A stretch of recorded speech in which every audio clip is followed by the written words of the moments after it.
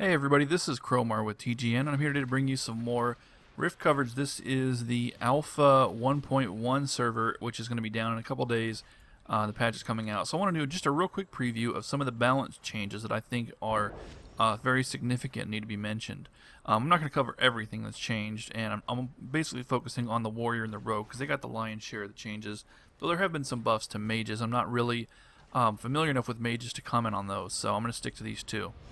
So let me start out with the spec that's near and dear to me, which is the Saboteur Rogue. I've just posted a Sabo level 50 PvP video recently, just the other day, and then I read the alpha patch notes and they're nerfing charge booster, and I'm like, oh. So that video's already out of date. I'm going to have to, I don't know, link to this video or something so that people will know that rotation doesn't work anymore. But the change in particular that really hurt it is this change to charge booster. You might remember that charge booster allows you to stack one of each type of charge, and it will essentially double the number of charges on the target. So you can have 10 charges on one target. And I guess I thought that was overpowered, but it was really the core of what made the Sabo so effective in PvP as burst. So as you can see here, what they've done is they've changed charge booster so that when you have 5 combo points on the target, it will fire off what's called a booster charge. This is a separate charge, and I'll show you how it looks in the combat log. Where's a dungeon? If I load up on blast charges and blow them up, first of all, you notice that the blast charges are listed separately. They used to list them all at once, but then there's a charge booster for 290. So it hits roughly the same as a blast charge. And if you do it with, like, let's try Ember, which is a weaker charge.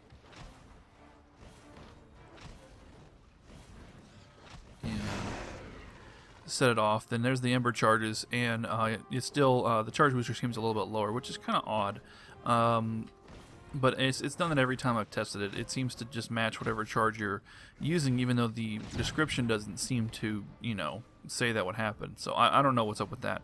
But the other interesting thing is that this is not what's in the patch notes. So obviously something's got their wires crossed there, because the new charge booster in the patch notes is supposed to be an active ability. And as you see here, there's no, where is it here? Charge booster. Yeah, it's definitely passive. Can't put this on my bar. But the charge booster in the patch notes is supposed to be an activated ability on cooldown, 1.5 minutes, that gives you a 50% boost to your charges when you detonate. And obviously this one here on the test server does not do that. So what's going to be on live? I don't know. I logged on here to hopefully bring you some answers, and I've just got more questions. So sorry about that. But one thing I can tell you is that if it winds up like this on the live, it's going to kill the spec. The spec is basically dead. I mean, you look at the damage here, and it's not horrible damage, but it's not anywhere near the kind of burst that you expected before with a Sabo. And because they've separated the charges, it means that you have to get all 5 critting, well, all 6 critting at once to get the same kind of burst you had before, which is not going to happen. It does average. It more evens out your damage. Instead of having some of your explosions deal small amount of damage, some of them deal huge amount of damage, it's gonna be all in the middle. So, you know, what are you gonna do? I don't even know what to do for PvP now for the Rogue, but it's not gonna be Sabo anymore, because Sabo doesn't really offer much except for burst damage. The traps are okay.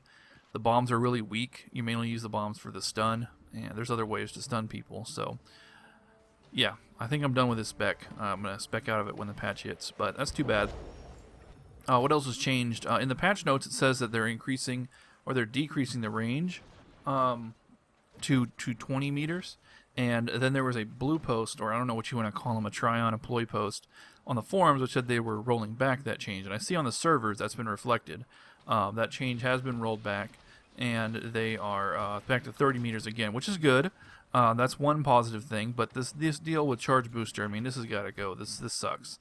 They got to bring the old charge booster back. I mean, if they were afraid that Sabos were overpowered, they should have just fixed the armor ignore bug. I don't know if you heard about this one, but apparently this talent was bugged, and it gave a lot more than 50% armor ignore. So they should start by fixing that. And then I don't know, maybe I don't know. I'm sure there's something they could do and keep the Sabo burst around, because the whole point of the spec is the burst, and there's no other reason to play the Sabo. Maybe the active charge booster would do it. Maybe if they just tweaked that and made it a lot more powerful, then you know, you could use it as your once every minute and a half flag carrier killer. That's not that bad of an idea. It's definitely better than this. This just sucks. I mean, this charge booster thing just sucks. It's like adding an extra blast charge to your rotation, and you know, that's like the noob version of Sabos. And on live, you know, a noob to Sabo will just stack up 5 blast charges and it'll hit for the equivalent of 6, which is exactly what's happening here. But it kind of takes away the more expert way of playing, which is to put all 5 different types. You know, whatever. If that's what they want to do, that's what they want to do. So anyway, that's enough complaining about this spec. There's really nothing else for the rogues that I want to go over that's important, so I'm going to switch to warrior. Okay, now I'm on my warrior. Now, contrary to my rogue, I haven't actually spent the time to put together a real spec. I just threw some points down so I can show you these abilities. I didn't even train them up either, so the damage is going to seem really low. But the couple of things I want to go over. The first one, let's start with Reaver actually. The first one is Plaguebringer. Now, as you can see here, there's a thing on the tooltip, if you can read that in that small text, and it says that enemies hit by Plaguebringer, and it only hits 5 enemies. Enemies hit by Plaguebringer will take less damage than the primary target. So let's see what the damage looks like. Now again, these numbers are not representative of what you'll see on your character because I don't have anything ranked up or spec'd right. But if you look here, combat log, and you see the damage. If you just look at, you can just look at the icons as it's ticking away. You'll see that the other targets take about 2/3 of the damage of the main target. So that's going to cut down on your healing and your damage big time when you're trying to AOE grind. And they've increased the threat, so you're not going to lose threat. But you know, this kind of sucks. Let's do another round. So as you see here, if you look at these, just look at the ticks: 22, 14, you know, 29. 19, you know, so it's about, you lose about 1/3 of your damage when you hit the other targets, and that's, you know, that's really going to hurt you. But they've also nerfed, where is it here? They've nerfed Soul Devour, so it's only 50% increase instead of 150%. So obviously your healing is just really hurt. I'm not really sure what the future of Reaver is going to be, and people who are more expert on warrior than me will tell me that, but at the moment it just worries me. I don't know, leveling warriors is not going to be nearly as fun as it was. Now, they've also changed the Grizzly Works talent. What this used to do is it used to just give you free health every time you killed an enemy. Now, what it does, when you kill an enemy, it boosts your Soul Feast. So it kind of boosts it up to almost the old version of Soul Feast, you know? The old version of Soul Devour, but you lose the original Grizzly Works in the process. And you have to kill someone to get that healing. So if you just start the pull, you're going to have a lot less healing than after you kill something.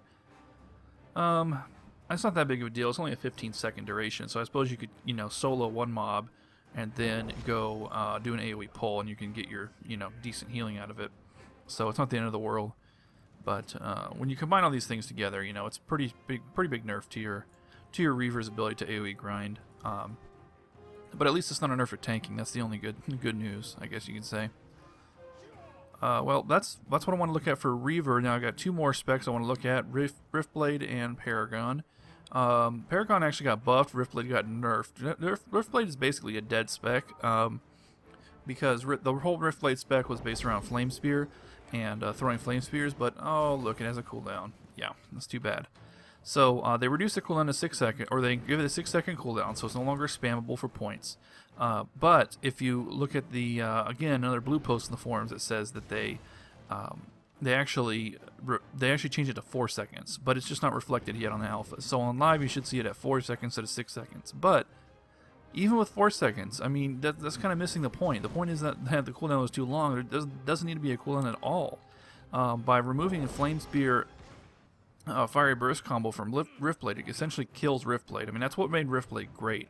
And now Riftblade is just, you know, pointless. I don't see any point in speccing Riftblade if you're going to have to go melee, because I guess you can work out a rotation with, what is it, Searing Strike and Frost Strike and Rift Strike, but I mean, that's only 3 abilities. You know, you're not going to be using these abilities as your primary DPS with Riftblade. So that's quite disappointing, very disappointing, that they decided to do that and essentially kill the spec. But there may be some hope with Riftblade as a sub-spec, and I was playing around, and let me just show you the Paragon changes also, and I'll show you how these go together. And we may have something new and interesting to come out of this these changes. Now, Path of the Wind and Path of the Raptor, they're the range attack of the Paragons. They also gave that a cooldown of 6 seconds. You know, just like Riftblade, same principle. They don't want to eliminate spamming ranged abilities for attack points. Well, the interesting thing is, now we have 3 attack abilities on 6-second cooldown, and then we have Reaver abilities that are also ranged. And we had a big buff to Strike Like Iron. It's no longer 10, 20, 30. It's now 16, 32, 48, and it's off the global cooldown. So I can, let's say I throw a couple things that hit Strike Like Iron and then throw a Flame Spear. So as you see, I can just work Strike Like Iron into my rotation just like I work in Fiery Burst. So this got me thinking, what if we had a new rotation? Looks something like this.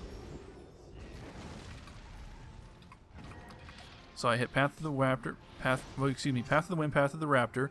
Then I have combo points, so I hit Strike Iron, then Flame Spear, and then Path of the Wind, Path of the Raptor, Fiery Burst. Nothing's up yet, so I'm going to hit Soul Sickness, Necrotic Wounds, Fiery Burst, Path of the Wind, Path of the Raptor, Strike Like Iron, Flame Spear, Path of the Wind, Path of the Raptor, Fiery Burst, Necrotic Wounds, Soul Sickness, Fiery Burst, Flame Spear. You see what I'm doing? I'm combining these, and I'm actually building a range spec, and obviously this damage is really poor because I don't have anything ranked up and I'm not spec'd right. I haven't quite decided on what I think the spec would look like when it's done. I mean, I probably would take most of these points out of Reaver, and it just goes 6 points for Plaguebringer. I don't think I'd do anything else besides that. I mean, this Planar Attunement is kind of tempting, but I think I would need a lot of points, so I wouldn't want to spare that. I'll probably go heavy into Riftblade because a lot of your damage is going to be non-physical, and putting points into that gives you, lots of non-physical damage. Plus, there's just a lot of good passives in here that will support your other abilities. But I think most of the points is going to be Paragon. I think it's going to be very heavy Paragon. I just haven't, I don't know, maybe this is something I'll analyze in more detail in the future, but it's kind of intriguing that we may still have a ranged warrior. And that's important because this game is supposed to be all about flexibility and be able to build a lot of crazy different specs. And when they try to kill the ranged warrior, it's good to know that there's still a possibility that there can be one. Keep in mind, a lot of the expert dungeon bosses are just not melee friendly at all. So if a warrior was my main, I would have to have a ranged spec lying around extra. That's just me thinking out loud. There is one other buff here that is very relevant to Paragon.